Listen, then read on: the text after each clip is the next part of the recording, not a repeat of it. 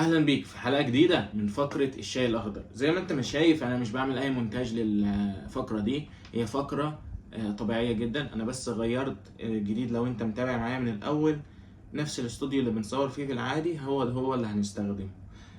ولكن فتحت الكاميرا الاماميه. لو انت ملاحظ، جبت الشاي الاخضر، ولكن المره دي انا خلصته قبل ما نبدا. خلصته لاني كنت بتكلم في موضوع مهم جدا مع حد من احسن اصدقائي اللي انا عرفتهم المده اللي فاتت، وحد من الاشخاص اللي شاركتني جدا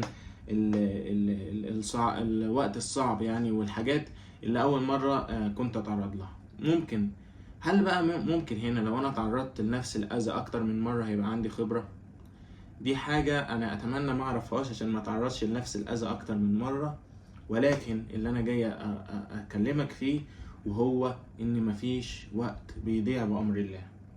ممكن انك انت فجأة تكون ماشي في طريق ومخطط له وبتعبت وعشان توصل له، وفي الاخر يحصل لك زي ما انت تكون ماشي بعربية كده بشكل مستقيم ويروح جاي تريلا بام تروح خبطك. تروح تلاقي نفسك فين يا باشا؟ تلاقي نفسك حودت عن الطريق ورحت طريق مكسر، والعربية عمالة تتقلب تتقلب تتقلب تتقلب وانت مش داري بنفسك. طيب بما ان العربية عمالة تتقلب تتقلب وانت عمال، يعني بمعنى اصح انا بشبه لك ان انت عمال تاخد خبرة، بس خبرة اللي هو انت فاهم. انت عارف انت العيل الصغير اللي بيبقى قاعد جنب مامته وتروح ماسكاه مأكلاه بالعافية؟ انت بتاكل خبرة الحياة بالعافية يعني، مع ان طعمها مر بس انت عمال تاكل.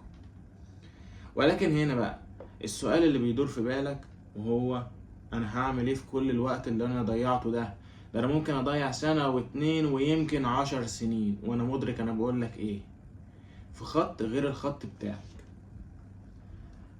وتلاقي انك انت ضعت. ولكن في حلقة من السلسلة اللي هتنزل ورا بعضها هنا، ان انت ما ادركتش اهم نقطة او الاجابة على الامتحان اللي ربك حطك فيه ده، اللي هو انت ما تملكش من الامر شيء، وان ربنا سبحانه وتعالى مش هيضيع وقتك طالما انت ما بتعملش حاجة غلط. لان ممكن اثناء الدربكة اللي بتحصل في حياتك انك يتعرض عليك حاجات كتيرة تعملها غلط، والحاجات اللي هتعملها غلط دي هي الحاجات اللي هتخليك وانت في الدربكة دي تفوق، ولكن هي مؤقتة وهتفضل تتدربك طول حياتك ومش هتوصل لحاجة. ولكن لو انت كسبت في الاختبار ده وبعدت عن اي حاجة خطر او اي حاجة غلط تغضب ربنا في حياتك، انا اراهنك 1000000%، ولكن بعد ما اخد بق، انك انت هتوصل لحاجة كبيرة اوي في حياتك. وربنا سبحانه وتعالى السنين اللي ضاعت من حياتك دي، احنا مش هنقول ان هي ضاعت، بس انا عشان افهمك، السنين اللي عدت من حياتك هنا دي ما هي الا تحضير ليك عشان توصل لحاجة كبيرة في وقت قليل جدا. معنى كده ان مفيش حاجة بتضيع، وان ربنا سبحانه وتعالى مش هيضيع لك حاجة من حاجات في حياتك يعني. طب انت عمال تقول لي قول كده قول كده، وانت يعني مفيش امثله.